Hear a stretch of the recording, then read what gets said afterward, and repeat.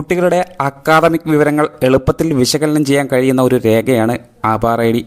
രാജ്യത്തെ വിദ്യാർത്ഥികളുടെ അക്കാദമിക് വിവരങ്ങൾ ആജീവനാന്തം സൂക്ഷിക്കാൻ കഴിയുന്ന വിദ്യാഭ്യാസ തിരിച്ചറിയൽ നമ്പറാണ് ആധാർ ഐ ഡി കൊണ്ട് ഉദ്ദേശിക്കുന്നത്. വിദ്യാഭ്യാസ മന്ത്രാലയമാണ് ഇത് പുറത്തിറക്കുന്നത്.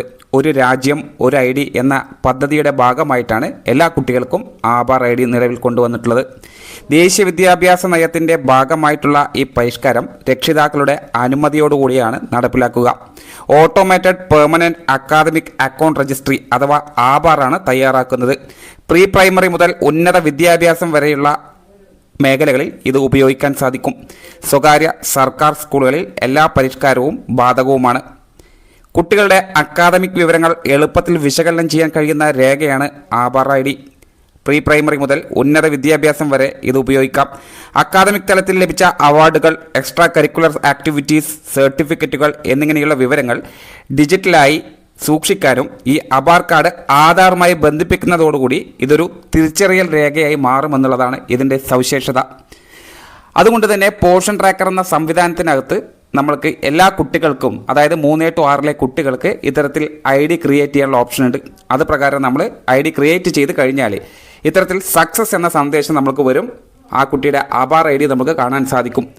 അതിനുശേഷം ഇനി നമ്മൾ എങ്ങനെയാണ് ഈ ആധാർ ഐ ഡിയുടെ വിവരങ്ങൾ ഗുണഭോക്താക്കളിലേക്ക് എത്തിക്കുക എന്നുള്ളതാണ് ഈ വീഡിയോയിലൂടെ നമ്മൾ ഓർമ്മിപ്പിക്കുന്നത്. പ്രത്യേകമായിട്ട് ശ്രദ്ധിക്കുക, ഈ സ്ക്രീൻഷോട്ട് അല്ല നമ്മൾ ഒരു ആധികാരിക രേഖയായിട്ട് അല്ലെങ്കിൽ ആധാർ കാർഡായിട്ട് നമ്മൾ ഗുണഭോക്താക്കൾക്ക് അല്ലെങ്കിൽ അവരുടെ രക്ഷിതാക്കൾക്ക് കൊടുക്കേണ്ടത്.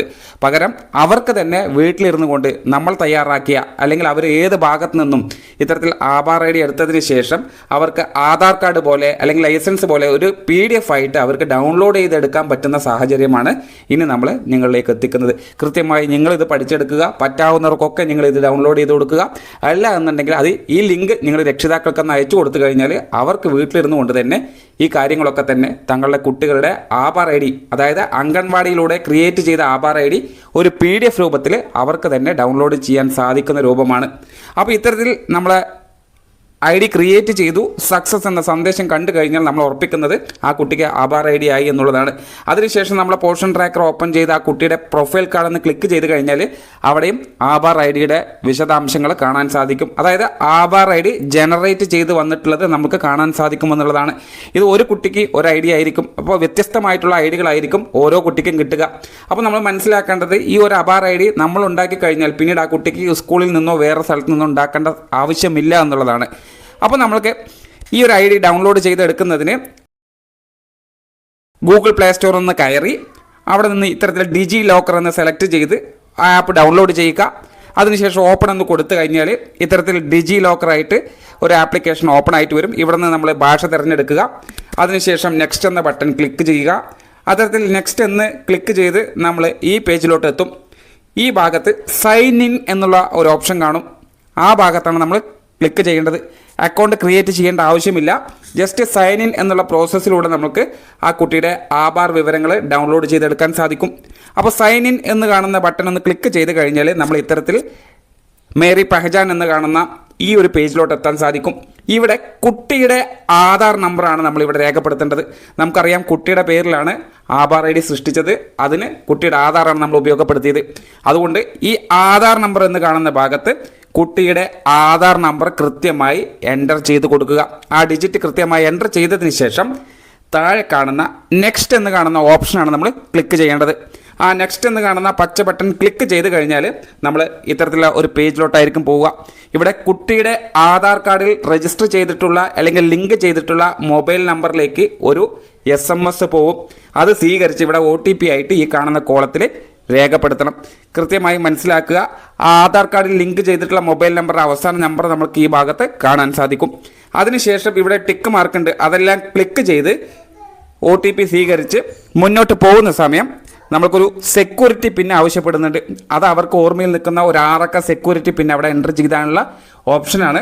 ആ സെക്യൂരിറ്റി പിൻ ഏത് തന്നെയാണെങ്കിൽ നിങ്ങൾക്ക് ഓർമ്മയിൽ നിൽക്കുന്ന 6 അക്കമുള്ള ഏതെങ്കിലും ഒരു പിൻ നമ്പറായിട്ട് ഒരു 6 ഡിജിറ്റ് അവിടെ എൻ്റർ ചെയ്ത് കൊടുക്കണം. അതിനുശേഷം സബ്മിറ്റ് എന്ന് കാണുന്ന ഈ ബട്ടൺ ക്ലിക്ക് ചെയ്തിട്ടാണ് അടുത്ത ഘട്ടത്തിലേക്ക് പോകേണ്ടത്.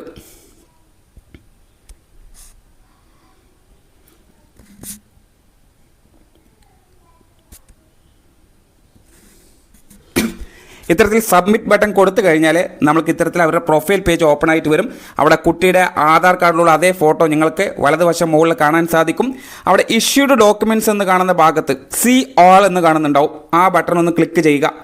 ഈ സി ഓൾ എന്ന് കാണുന്ന ബട്ടൺ ക്ലിക്ക് ചെയ്ത് കഴിഞ്ഞാൽ ആ കുട്ടിയുടെ ആധാർ ഉപയോഗപ്പെടുത്തി ഏതൊക്കെ രേഖകളാണോ സേവ് ചെയ്തിട്ടുള്ളത് അല്ലെങ്കിൽ ഡോക്യുമെൻ്റ് ഇഷ്യൂ ആയിട്ടുള്ളത് അത് നമുക്ക് ഈ ഭാഗത്ത് കാണാൻ സാധിക്കും.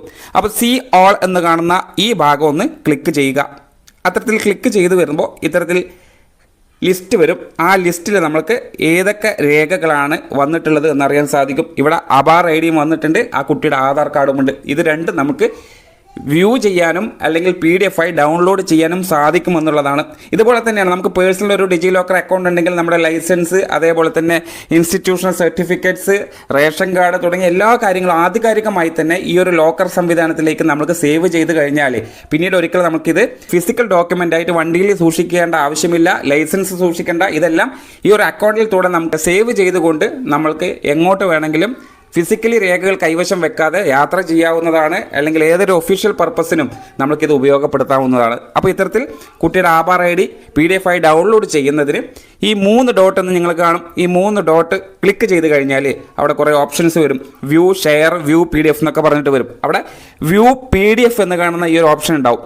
ആ വ്യൂ PDF എന്ന് കാണുന്ന ഭാഗത്തൊന്ന് ക്ലിക്ക് ചെയ്ത് കഴിഞ്ഞാൽ നമ്മൾക്ക് ആ കുട്ടിയുടെ ആധാർ ഐ ഡി കൃത്യമായി ആ വിൻഡോയിൽ തെളിഞ്ഞു വരും. ഇനി ഇത് നമ്മൾക്ക് ഡൗൺലോഡ് ചെയ്യണം. നമ്മൾക്ക് PDF ആയിട്ട് ഡൗൺലോഡ് ചെയ്തെടുക്കാനും അതിൻ്റെ പ്രിൻ്റ് എടുക്കാനും ലാമിനേറ്റ് ചെയ്യാനൊക്കെ പാകത്തിൽ ഡൗൺലോഡ് ചെയ്യണമെന്നുണ്ടെങ്കിൽ ഈ താഴെ കാണുന്ന ഈ ഡൗൺലോഡ് ബട്ടൺ, ഈ ബട്ടൺ ഒന്ന് ക്ലിക്ക് ചെയ്താൽ മാത്രം മതി.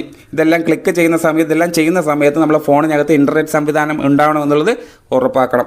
ഇത്തരത്തിൽ ഡൗൺലോഡ് ആയി കഴിഞ്ഞാൽ നിങ്ങളുടെ ഫോണിലേക്ക് ഡൗൺലോഡ് ആയി എന്നുള്ളൊരു സന്ദേശം കാണും. നിങ്ങളുടെ ഫയൽ മാനേജറിൽ പോയി കഴിഞ്ഞാൽ അവിടെ ഡോക്യുമെൻ്റ് സെർച്ച് ചെയ്ത് കഴിഞ്ഞാൽ ഇത്തരത്തിൽ ഡൗൺലോഡ് ചെയ്ത ഡോക്യുമെൻ്റ് കാണാൻ സാധിക്കും. താങ്ക്